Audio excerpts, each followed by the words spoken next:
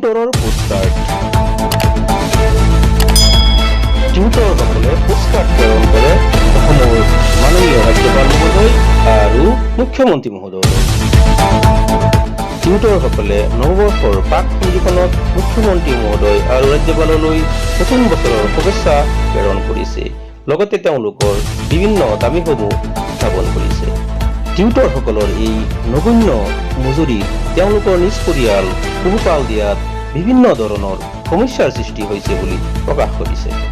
মুখ্যমন্ত্ৰী মহোদয়ে শুনিবনে তেওঁলোকৰ বিলাপ, তেওঁলোকৰ আহ্বান? ই এটা ডাঙৰ প্ৰশ্ন।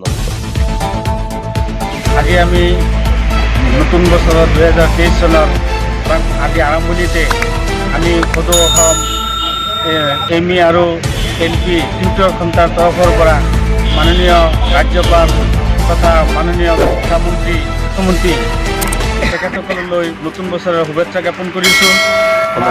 সমকামৰ সমমৰ্যাদা দিব লাগে, দৰমহা বৃদ্ধি কৰিব লাগে। যিটো নিম্নতম আমাক দৰমহা দিছে, গতিকে আমাৰ ভৱিষ্যত পৰিয়ালৰ কথা অলপ চিন্তা কৰি এই নতুন বছৰত এটা ভাল শুভবাৰ্তা দিব বুলি আমি আশা কৰিছোঁ।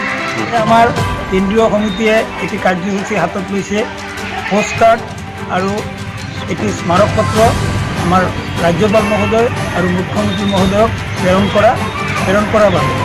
সেই মৰ্মে আমি নগাঁও জিলাৰ অন্তৰ্গত লাওখা ব্লক সন্থাই আজি পোষ্টকাৰ্ডসমূহ আৰু এটি স্মাৰক পত্ৰ তেখেতসকললৈ প্ৰেৰণ কৰিছোঁ।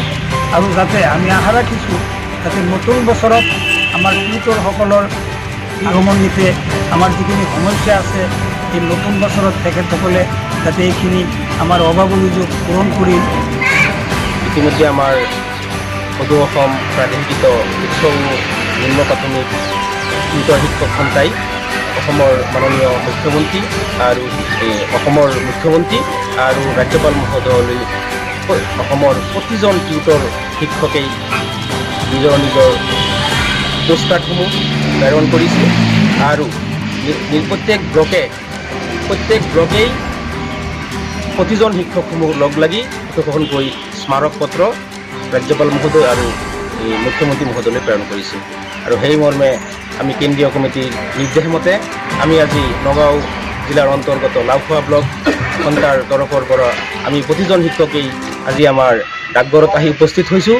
আৰু প্ৰতিজনেই আমাৰ এখন পোষ্টকাৰ্ড আৰু আমাৰ বিভিন্ন দাবী সন্মলিত আমাৰ স্মাৰক পত্ৰখন ইতিমধ্যে আমি পোষ্ট যোগে ডাকঘৰ যোগে আমি ৰেজিষ্টাৰ্ট কৰি আমি পঠাইছোঁ।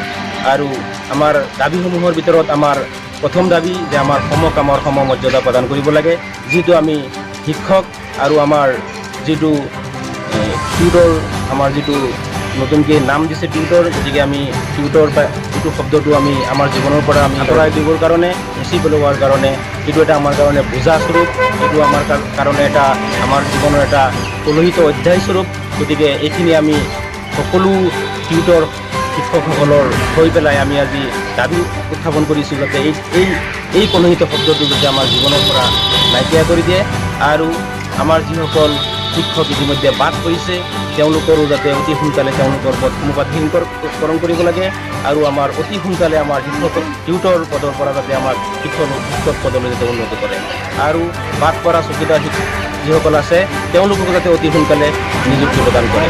আৰু আমাৰ প্ৰতিখন বিদ্যালয়তেই হিন্দী আৰু আৰবী শিক্ষকৰ পদসমূহ ইতিমধ্যে আমাৰ বাদ পৰিছিলে, আমাৰ লগত পোৱা নাছিলে। গতিকে তেওঁলোকৰ পদসমূহ যাতে অতি সোনকালে তেওঁলোকে নিযুক্তি প্ৰদান কৰে, তাৰ কাৰণে আমি কাটৰ আহ্বান কৰিছোঁ। ধন্যবাদ।